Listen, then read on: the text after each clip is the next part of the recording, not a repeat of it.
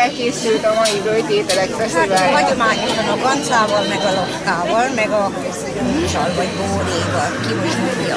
Úgy tudom, hogy Andornak tájának a kulturális életében is tevékenyen részt vesznek. Milyen programokkal készültek idei évben? Mi Kistály Andornak a helytörténetét dolgoztunk fel, azután most Ugariknak szeretnénk bejegyeztetni a harsangi rendezvényt, mert ugye az Nova ugyan be akarta jegyeztetni, de nekik nem jött össze, hogy benne a Ugarik lenne. Legjobb úton járunk azon, hogy ez megoldódjon.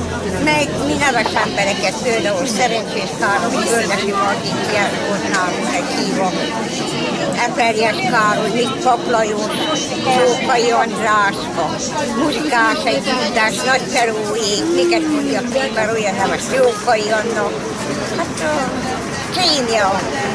Nagyon aktív a polgári kör itt Andornak Hát táján. most 10 évesek leszünk már február 15-én, hát csináltatunk egy kopjafát állítottunk, akkor megcsináltattuk Andornak, mivel alsó részen nem volt a Szent András kápolnában se szentkép, se szobor, hát csináltattunk egy Szent András szobor.